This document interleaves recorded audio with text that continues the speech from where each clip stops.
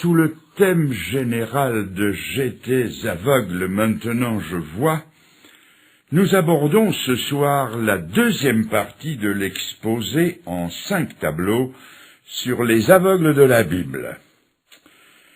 Nous avons vu lors de notre précédent entretien d'abord ce qu'était un aveugle, ensuite qui était responsable de cet aveuglement, troisièmement pourquoi tant de gens sont aveugles spirituellement parlant, et quatrièmement nous avons vu que Jésus est tout-puissant pour sauver de la cécité. Nous allons reprendre ces 3 cas et poursuivre notre analyse qui est loin d'être finie. Dans l'évangile de Marc, au chapitre 8 et verset 22, et je vous fais le résumé de tout le texte, et aussi des 2 autres cas. Donc en Marc 8, 22, il est écrit qu'ils se rendirent à Bethsaïda, et on amena à Jésus un aveugle qu'on le pria de toucher. Il prit l'aveugle par la main et le conduisit hors du village. Dans le même évangile de Marc, au chapitre 10, il est écrit qu'ils arrivèrent à Jéricho, et Bartimée, mendiant aveugle, était assis au bord du chemin. Il se mit à crier « Fils de David, Jésus, aie pitié de moi !» Et Jésus lui dit, c'est la finale, « Va, ta foi t'a sauvé !» Dans l'évangile de Jean, chapitre 9 et verset 5, verset 1er, puis verset 5, etc., Jésus vit en passant un aveugle de naissance. Il lui appliqua de la boue sur les yeux, il lui dit « Va et lave-toi au réservoir de Siloé ». Et il s'en retourna voyant clair. Ce qui me frappe dans ces 3 textes, c'est que la cécité avait fait de ces 3 hommes des mendiants. Et le parallèle est très facile à tirer. La cécité spirituelle, dont tous les hommes sont atteints, font également d'eux des mendiants de la vie. L'aide sociale organisée n'existait pas à cette époque, et les aveugles étaient dépendants du bon vouloir, de la charité des gens. De même, l'homme qui n'a pas été régénéré par Dieu, qui n'a pas reçu Jésus dans son cœur, ne voit pas le royaume de Dieu et n'a pas accès aux richesses du ciel. Ne les voyant pas, ne les possédant pas, il ne lui reste plus qu'à mendier au monde et dans son entourage sa subsistance, ses directives, ses plaisirs, qui ne le satisfont jamais entièrement. Et tout ce qui tombe dans sa sébile, fût-ce une pièce d'or, peut le faire tressaillir dès un instant, mais ne le comble jamais en permanence. C'est Blaise Pascal qui a dit « Dans le cœur de tout homme, il y a un vide qui a la forme de Dieu. Nous portons en nous des aspirations infinies, et seul l'infini de Dieu est capable de les satisfaire. » C'est ce que notre siècle a oublié. Il a mis l'accent sur le matérialisme, et nous devons admettre qu'il n'a pas mal réussi. Tellement qu'un chômeur d'aujourd'hui vit mieux qu'un roi du Moyen-Âge. Nous avons atteint les plus hauts niveaux de vie de toute l'histoire du monde. Nous vivons dans les 10 pays les plus riches du monde. Et c'est de chez nous que fusent le plus de plaintes. On brandit la sébile des revendications comme aux plus beaux jours de la misère ouvrière. Plus personne aujourd'hui ne semble heureux de son sort. Mais quand Jésus est invité dans un cœur, il change tout cela, et il comble en permanence les aspirations des hommes. Par exemple, la Bible, au chapitre 16 du livre des Actes, nous rapporte l'histoire de 2 hommes dont l'un s'appelait Paul et l'autre Silas. Ces 2 hommes sont venus apporter l'Évangile pour la première fois en Europe. À peine ont-ils débarqué sur le sol européen qu'ils sont arrêtés par les autorités, qu'ils sont battus de verge et que, le dos en sang, ils sont mis dans les fers et en prison. Et dans cette cellule de haute sécurité, qui ferait frémir les plus braves, que font-ils? Ils ne crient pas « Ô Seigneur, au secours, viens nous sortir d'ici !» Non, ils ne crient pas à Dieu pour la délivrance, pour clamer leur misère et leurs difficultés. La Bible dit qu'ils chantaient les louanges de Dieu. Ils bénissaient le Seigneur dans les pires circonstances. Ils étaient heureux, tellement heureux, que le gardien de prison, qui était pourtant un homme libre, est venu se jeter à leurs pieds pour savoir pour lui-même ce que ces gens avaient de plus que lui. Billy Graham, le grand évangéliste américain, raconte qu'un jour, il fut invité dans la mer des Caraïbes pour visiter un des hommes les plus riches du monde qui ne connaissait pas sa fortune. Et ce vieillard était malheureux dans son palais. Il avait peur de la mort et il pleurait malgré son abondance. Quand Billy Graham est sorti de là, dans la même île, il a rencontré un vieux pasteur baptiste de plus de 70 ans qui vivait avec moins de 20 € par semaine. Il se frottait les mains, il jubilait, il était heureux de servir le Seigneur. Voilà le plus que Jésus apporte dans une vie. Nous allons à présent voir où ces hommes étaient aveugles. L'un l'était à Jéricho, l'autre à Bethsaïda, le troisième à Jérusalem. Commençons par le premier, celui de Jéricho. Qu'est-ce que Jéricho représente? Ceux qui connaissent tant soit peu l'Ancien Testament savent que Jéricho était la première ville de Palestine qui s'est opposée aux armées de l'Éternel, c'est-à-dire à l'entrée du peuple d'Israël dans le pays que Dieu leur avait donné pour y habiter à perpétuité. Cette ville représente le monde opposé à Dieu dans sa résistance et sa rébellion. Jéricho, c'était la ville interdite. D'ailleurs, aller à Jéricho, c'était toujours descendre. C'était la ville la plus basse de Palestine. Et c'est là, à Jéricho, que Bartimée était aveugle, à Jéricho la basse. Beaucoup aujourd'hui en sont là. C'est à ce niveau-là, au niveau de Jéricho qu'ils vivent leur vie, c'est-à-dire au niveau le plus bas. La Bible nous enseigne qu'il y a 3 niveaux de vie possibles. Le niveau de l'esprit, le niveau de l'âme et le niveau de la chair. Le niveau de l'esprit est accessible seulement à ceux qui se sont convertis à Jésus-Christ, qui ont reçu le Saint-Esprit de Dieu et qui sont conduits par lui. Beaucoup vivent leur vie au niveau de leur âme, c'est-à-dire de leur psychisme, de leurs sentiments, de leurs émotions, et ils se laissent entraîner et guider par eux. Troisièmement, il y a ceux qui vivent au niveau charnel le plus bas, celui de la bête. Ils sont conduits et dominés par leurs instincts et leurs appétits charnels. C'est ce que Jéricho représente, et c'est à ce niveau le plus bas que se trouvait Bartimée, le premier aveugle. Remarquez que des 3, c'est le seul dont on connaisse le nom.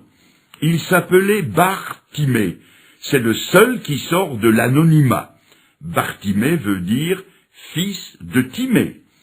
Il était le fils de son père, comme d'autres sont fils à papa.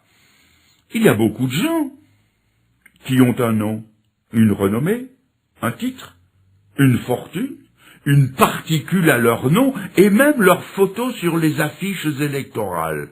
Mais ils vivent à Jéricho, c'est-à-dire dans les sous-sols de la moralité. Le deuxième, lui, était aveugle à Bethsaïda. Et qu'est-ce que Bethsaïda représente?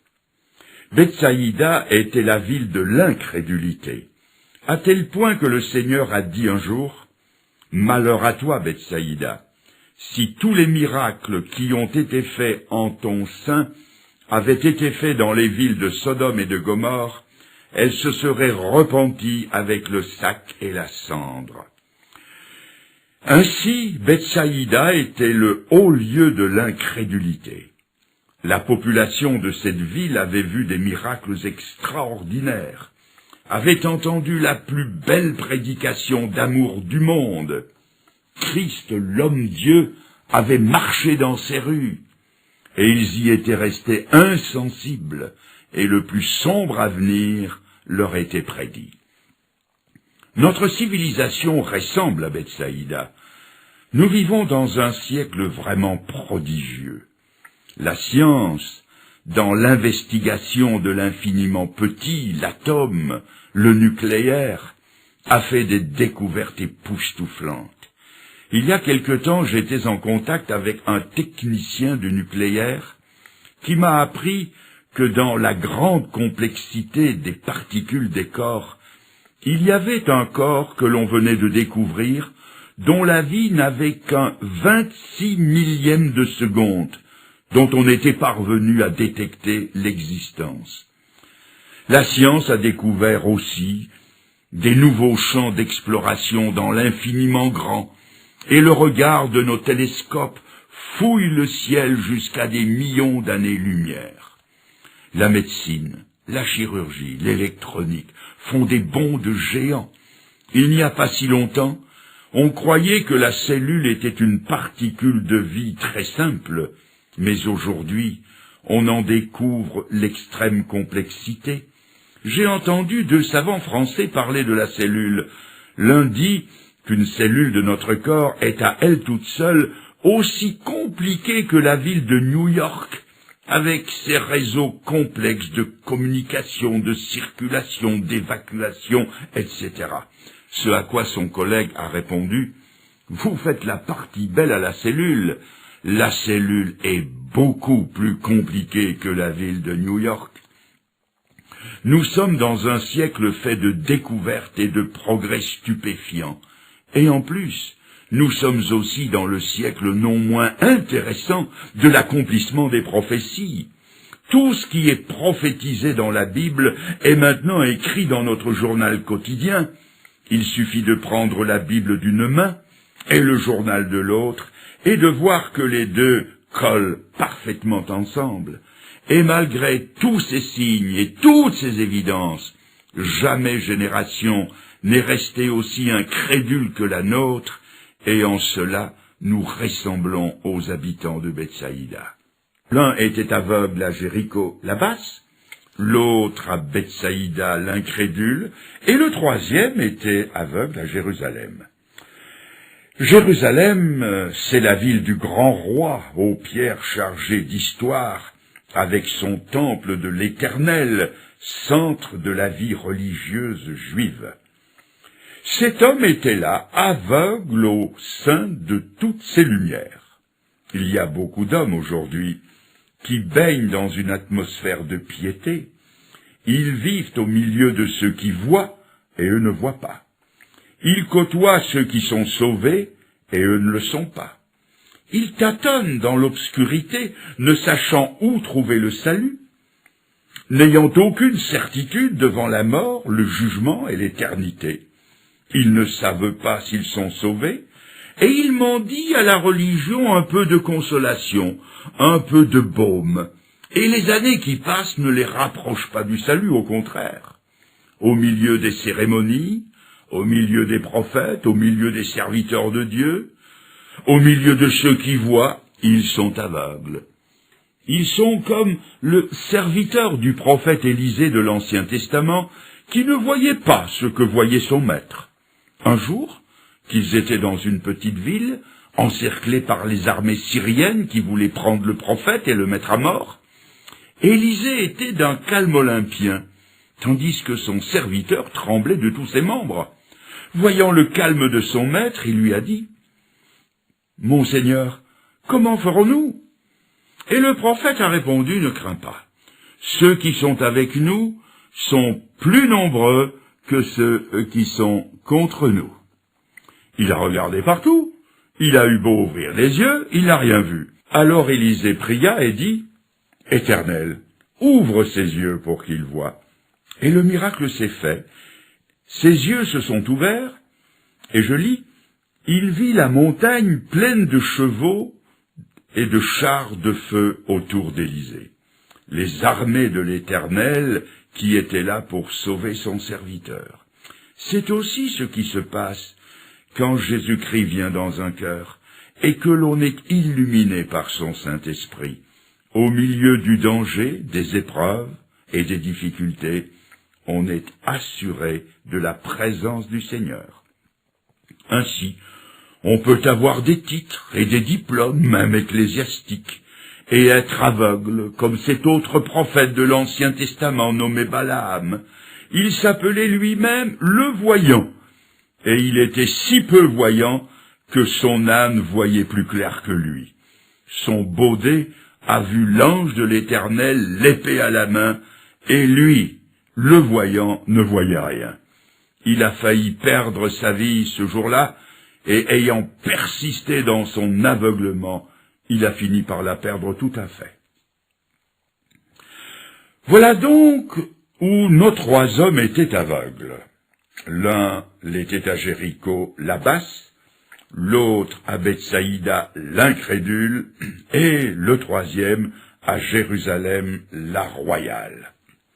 À ces trois hommes si différents, et vivant dans des atmosphères si différentes, le Seigneur va donner une réponse unique et suffisante. Ce que l'incrédule Bethsaïda, la mondaine Jéricho et la religieuse Jérusalem n'ont pas pu donner à ces trois hommes, lui, Jésus, l'a donné. Jésus-Christ ne se limite pas à une catégorie de personnes. Il est le sauveur de tous ceux qui le reconnaissent comme leur sauveur personnel. Maintenant, je vais dire quelque chose d'extrêmement important. Et je crois que si vous ne reteniez que ça ce soir, vous auriez fait un grand pas vers le salut de Dieu, même si ce que je vais dire est difficile à accepter. Chez ces trois hommes, le niveau d'aveuglement était le même. Celui de Jéricho n'était pas plus aveugle que celui de Bethsaïda, et celui de Jérusalem, parce qu'il habitait Jérusalem, n'était pas moins aveugle que celui de Bethsaïda et celui de Jéricho. Ils étaient tous les trois plongés dans les mêmes ténèbres. Il n'y avait pas de différence entre eux, et cela nous permet de mieux comprendre ce que la Bible dit. Il n'y a pas de différence entre les hommes. Tous ont péché et sont privés de la gloire de Dieu. C'est-à-dire que sur le plan de la cécité, ils ne pouvaient pas se vanter de l'un par rapport à l'autre et dire « Moi, je suis de la capitale, de Jérusalem la haute ». Peut-être, mais il était aussi aveugle que les deux autres. Ils étaient tous les trois dans le même sac. Et c'est vrai aujourd'hui encore, le libertin, s'il est plus perverti que l'honnête homme de la rue, il n'est pas plus perdu que lui. Et que l'aimable inconverti qui vit de façon assez rangée n'est pas moins perdu que celui qui en est au délirium très mince. Le péché nous nivelle tous par le bas, comme ces trois hommes qui, bien que vivant à des altitudes différentes, étaient tous les trois nivelés par la cécité. De même, Dieu nous voit tous nivelés par le péché. Il nous regarde dans le blanc des yeux, à commencer par moi qui vous parle. Je suis devant vous, et il vous dit, et il me dit, il n'y a pas de juste, pas même un seul. Tous ont péché et sont privés de la gloire de Dieu. Est-ce que nous avons compris cela? Je donne peut-être l'impression de vous caresser à rebrousse-poil et de vous mettre les nerfs à fleur de peau, peut-être. Mais je me dois de dire la vérité. Devant Dieu, sans exception, nous sommes tous pécheurs, et c'est pour cela que nous avons tous besoin de sa grâce et de son pardon. Allons maintenant un peu plus loin dans notre récit. Je voudrais voir avec vous d'où vient l'initiative du salut. Et elle ne peut venir que du Sauveur. Ce sera Jésus qui passait par là. C'est toujours lui qui fait le premier pas. c'est toujours lui qui vient à nous. Ce n'est jamais nous qui allons à lui. Même si nous pensons à lui, c'est que c'est lui qui a fait les premières approches. Savez-vous quel a été le texte qui m'a convaincu et a amené à la conversion? C'est celui de la première épître de Jean au chapitre 4, versets 10 et 19. Et ce texte dit, « Ce n'est pas nous qui avons aimé Dieu, c'est lui qui nous a aimés le premier. Ce n'est pas moi qui me suis approché de Dieu, c'est Dieu qui, mystérieusement, doucement, tendrement, à mon insu s'est approché de moi pour me sauver. C'est toujours lui qui fait le premier pas. Mais n'oublions pas qu'à l'initiative du Seigneur doit répondre le désir de l'homme. Prenons en premier le cas de Bartimée de Jéricho. Alors qu'il mendie sur le bord de la route, il entend une rumeur inhabituelle. Ses oreilles sont aux aguets et ses sens sont en éveil. Il s'est enquis de ce qui se passait et on lui a dit « C'est Jésus de Nazareth ». Or la réputation de Jésus l'avait précédé, et quand Bartimée a entendu que c'était lui, il fut debout en un instant, mu comme par un ressort d'acier. Moi j'ai toujours cru que ce matin-là, quelqu'un lui avait fait la charité d'une tasse de banania, qui donne du ressort pour toute la journée. Mais il ne suffisait pas que le Seigneur passe. Il a fallu qu'il lui ouvre son cœur sous la forme d'un cri. « Fils de David, Jésus, aie pitié de moi !» Le deuxième cas est différent.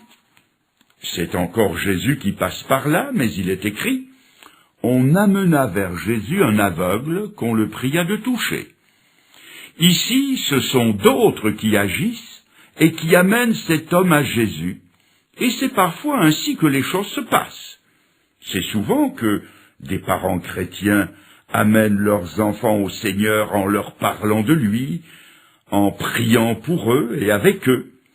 Ce sont parfois des amis connus ou inconnus qui nous invitent et nous amènent à Jésus. Mais quel que soit leur bon vouloir, ils ne peuvent pas nous sauver. Leur nombre et leurs efforts fussent-ils multipliés par 1000, ils ne peuvent pas nous sauver. L'œuvre du salut est divine, et Jésus seul peut sauver. Mais il reste vrai que cet homme a été amené par d'autres à Jésus-Christ. Dans le troisième cas, c'est encore différent. C'est Jésus et personne d'autre que lui qui entreprend l'aveugle de Jérusalem depuis A jusqu'à Z. Dans le livre des Actes des Apôtres, c'est aussi Jésus qui a entrepris Saul de Tarse. Personne n'a apporté son aide, et dans le cas de l'aveugle de Jérusalem, le facteur humain est quasi inexistant. De telles choses arrivent encore aujourd'hui. Des gens se convertissent sans l'aide de personne. On ne peut pas toujours expliquer comment Dieu, de son toucher léger, éveille une conscience que l'on aurait pu croire éteinte à toute chose sacrée. Tout à coup, l'éternité s'approche tout près d'un homme, et soudainement cet homme, qui pendant si longtemps a vécu comme s'il n'avait pas une âme et une âme à sauver, devient inquiet pour son âme. Un autre, poussé par une force mystérieuse, entre dans un lieu de culte, tombe sur sa face et en sort pour écrire un livre. Dieu existe, je l'ai rencontré. Un autre, sans monter du tréfonds de son être, des aspirations jusque-là inconnues, un Alexandre Solzhenitsyn, élevé dans l'athéisme le plus dur, du fond de son archipel du Goulag, répond à l'appel d'une voix dont il sera le seul à percevoir les accents. C'est ce que les réformateurs ont appelé la grâce prévenante. Voilà donc d'où l'initiative est partie, de Jésus dans les trois cas. Maintenant, nous allons voir comment le Seigneur s'y est pris pour amener ces hommes au salut. il s'y est pris d'une façon différente pour les trois. Pour sortir Bartimée l'aveugle de sa cécité, le Seigneur n'a dit que quelques mots. « Va, ta foi t'a sauvé. » Et à peine le Seigneur avait-il fini cette phrase que la lumière a fait irruption dans les yeux de cet homme. Savez-vous que la voix qu'a entendue Bartimée, c'est la même voix qui au commencement du monde a dit que la lumière soit, fiat lux.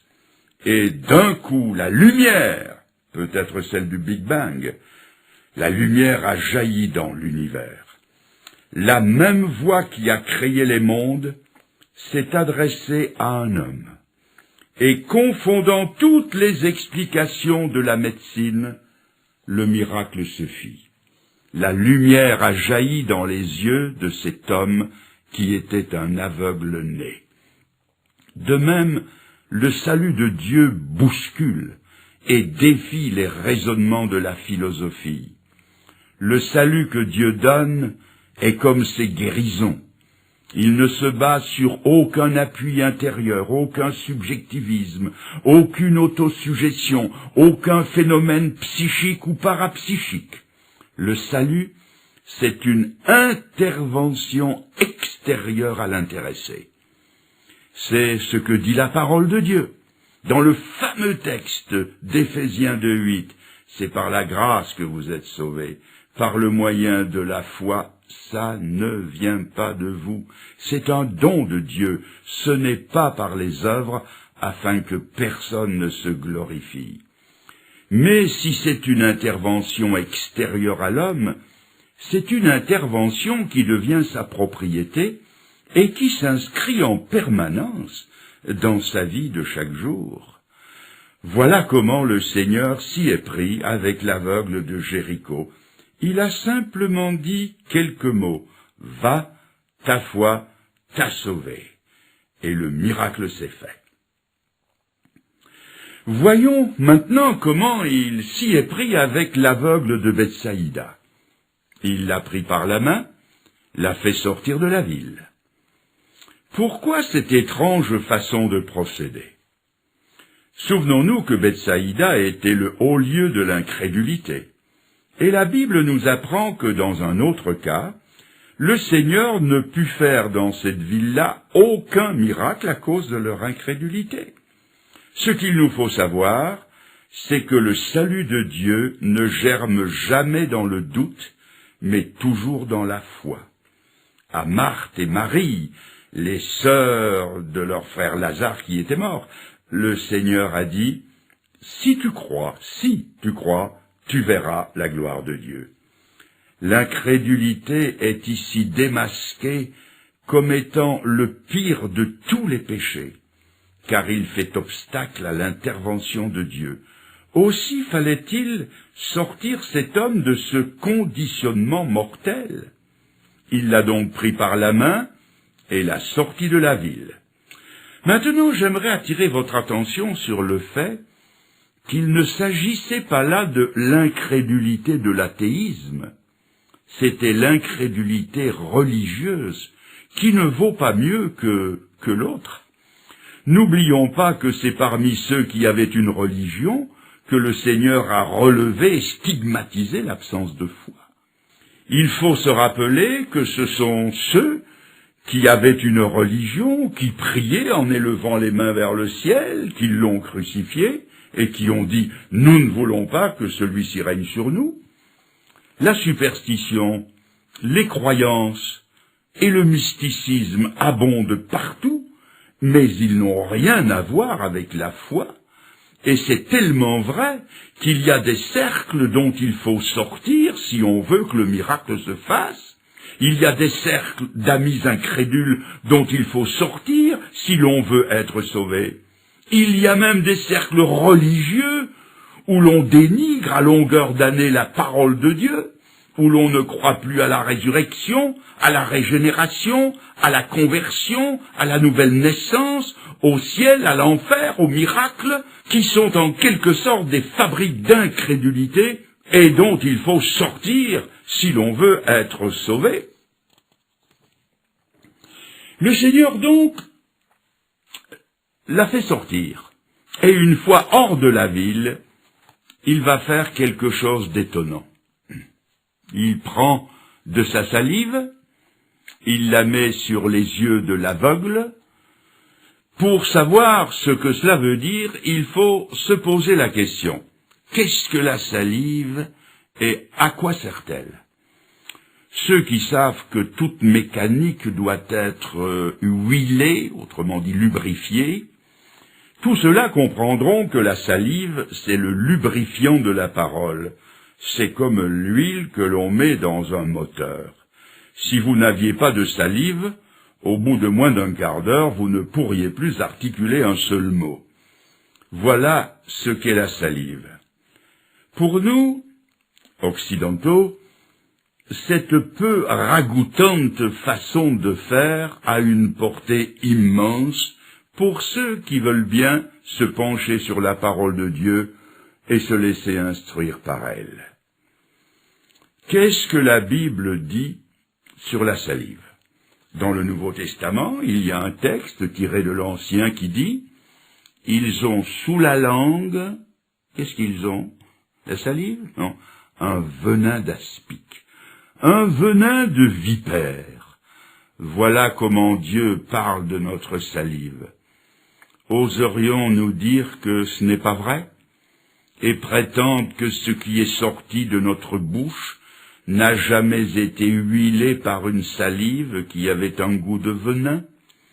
Il est connu qu'au sortir de l'Église, on défait de ses lèvres tout ce qui a été dit avec la langue. Voilà ce que la Bible dit, une parole lubrifiée avec du venin. Et qu'est-ce que les hommes font de leur salive? La Bible est claire. Ils s'en servent pour cracher. Et nous savons sur qui ils ont craché. Si utile à l'intérieur, une fois à l'extérieur, celui qui bave, qui écume et qui crache est un objet de répulsion et de malédiction. C'est l'expression de la haine. Et c'est ici que l'on mesure toute la différence qu'il y a entre les hommes et le Fils de Dieu. Ce que les hommes emploient pour maudire, lui, il l'emploie pour guérir. Ah, l'incomparable Fils de Dieu! Et cela nous montre que le Seigneur est prêt à tout pour qu'un homme soit sauvé. Sa seule parole devrait suffire, mais s'il doit aller plus loin, il ira plus loin. Et s'il faut aller jusqu'au contact physique, il ira jusqu'au contact physique. Il fallait que cette parole soit appliquée personnellement à cet homme par une onction de salive. Par ce geste, cet homme se savait touché, concerné personnellement. Par ce geste et par cette parole qui lui touche les yeux, il sait que c'est pour lui. Plus rien n'est vague et anonyme. Et cela nous fait comprendre comment nous devrions lire la Bible. Quand elle dit que Christ est mort pour nous, cela veut dire que Christ est mort pour moi. Est-ce que j'ai compris que cet évangile qui doit être annoncé à toute créature doit me toucher, moi, d'une façon unique et personnelle? Ai-je compris que quand la Bible dit que tous ont péché, cela veut dire que moi j'ai péché? Que quand elle dit que tous sont privés de la gloire de Dieu, cela veut dire que moi je suis privé de la gloire de Dieu? Et quand la Bible dit que les hommes sont justifiés gratuitement par sa grâce, cela veut dire que c'est à moi que cette grâce est offerte. Voyez-vous, dans le Nouveau Testament, et je souligne cela, il n'y a pas de place pour un salut collectif, mais pour un salut individuel. Cela veut dire que cette parole qui en a sauvé tant d'autres, elle ne me sauve moi que si je me l'approprie d'une façon unique, que comme si elle ne s'adressait qu'à moi.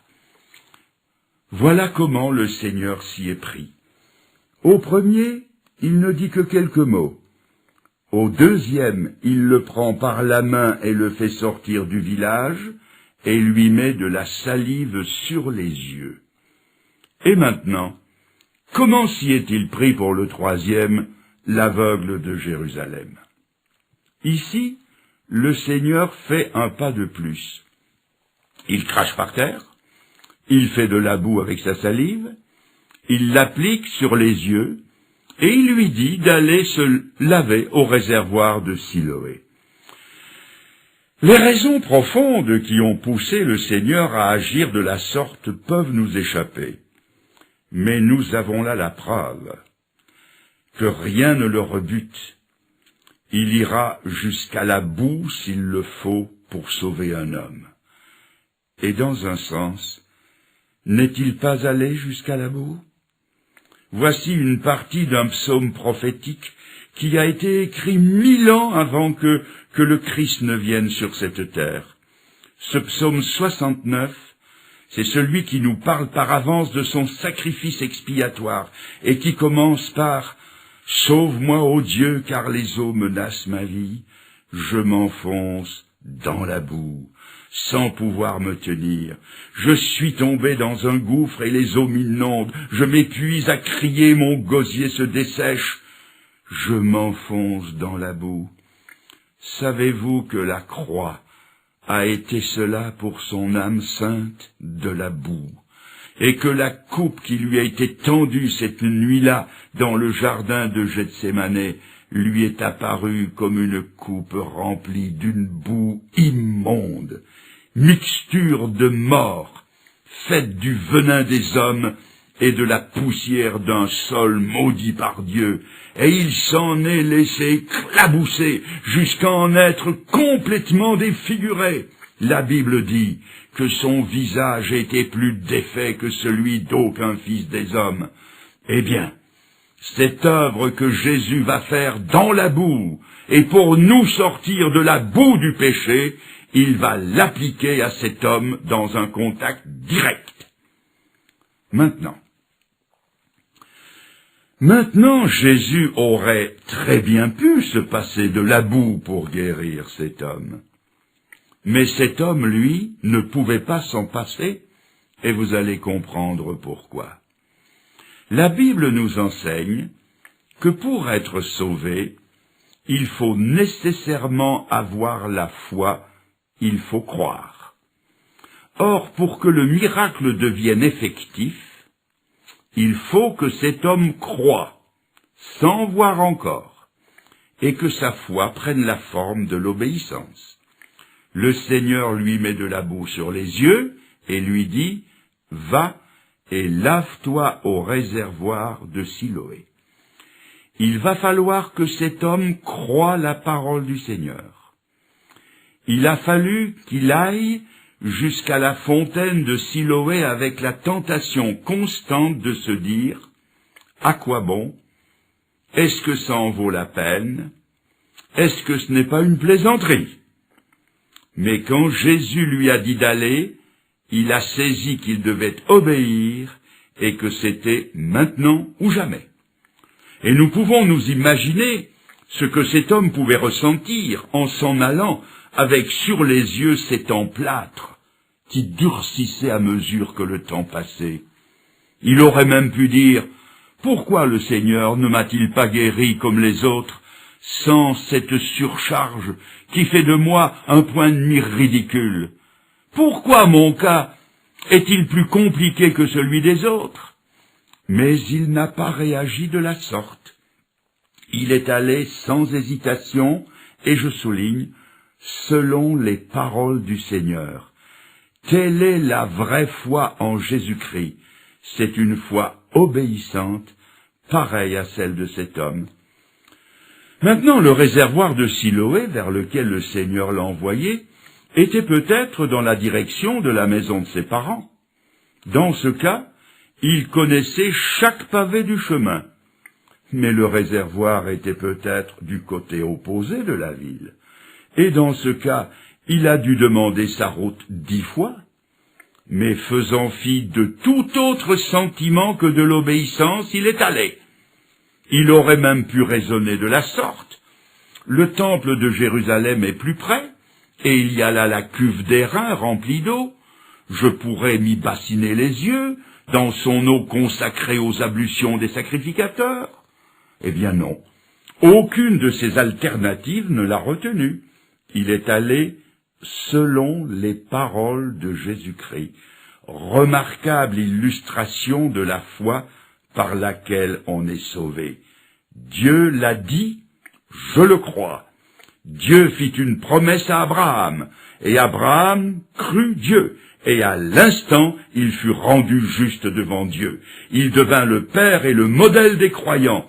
C'est cette foi-là qu'avait cet homme. Jésus parle, et il croit la parole du Seigneur. Jésus avait tout fait pour cet homme.